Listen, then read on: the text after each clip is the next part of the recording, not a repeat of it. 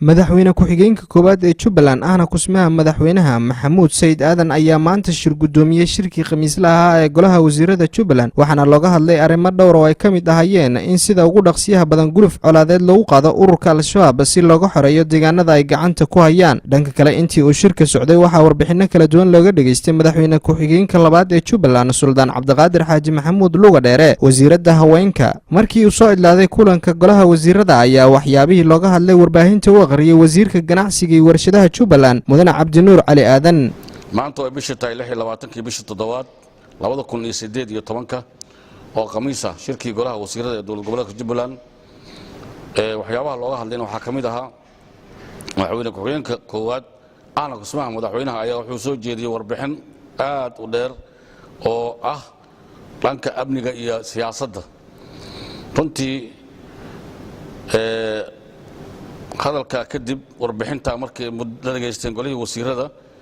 ayna ka bixiyeen maxay ahayd wixii ay uga aadan ama tala ay ka bixiyeen waxaa la isku afkartay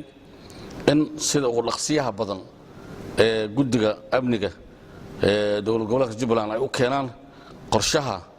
xoreynta degdega ah ee dhulka ka maqan Jubbaland sidii arintooda laga yeeli lahaa golaha isku raaceen in guddigaas sida ugu dhaqsiyaha badan uu golaha hor keeno sida uu dhaqsiyaha badan in guluf colaadeed oo lagu xoreynayo dagaalka lagu qaaday Al-Shabaab loogu xoreyn lahaa deegaanada hadda gacanta ay ku hayaan hadii Allah awood la ogolaado. waxa kale oo halkaasi warbixin laga dhageystay madaxweyne ku-xigeenka warbixin ka bixiyay madaxweyne ku-xigeenka labaad Cabdiqaadir Xaaji Maxamuud Suldaan Luga Dheere oo shir ka dhacay Jubbaland iyo dowladda Jarmalka wafti ka socday safaaradda u qaabilsan horumarinta Afrika ama Soomaaliya iyo dowlad goboleedka Jubbaland golaha wasiirada qaar kamid ah waxaana shir gudoominayay madaxweyne ku-xigeenka labaad Mudane Cabdiqaadir Xaaji Maxamuud Suldaan Luga Dheere isaga warbixin dheer oo ka bixiyay wasaaradda cadaaladda waxay qaybisay wasaaradda cadaaladda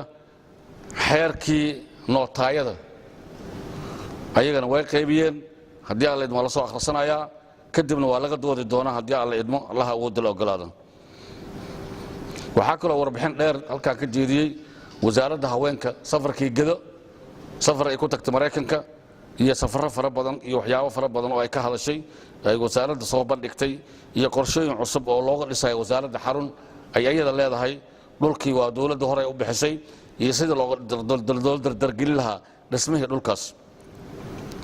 waxaa guddi loo saaray dhacdo ka dhacday Ceelwaaq degmada Ceelwaaq oo lagu burburiyay xarun ay leedahay Hormuud oo runtii ilaa hadda baaritaan ku jirto cidii geysatay dhibkaas iyo khasaarahaas laba qofna lagu dilay oo xarunta meesha joogtay xaruntaas Hormuud joogtay waxaana loo saaray guddi wasaaradda ka kooban sida wasaaradda amniga wasaaradda warfaafinta wasaaradda arrimaha gudaha iyo wasaaradda cadaaladda iyo garsoorka afartaas wasaaradooda loo saaray in ay warbixin baaritaan dheer ka sameeyaan warbixin cad ay ka keenaan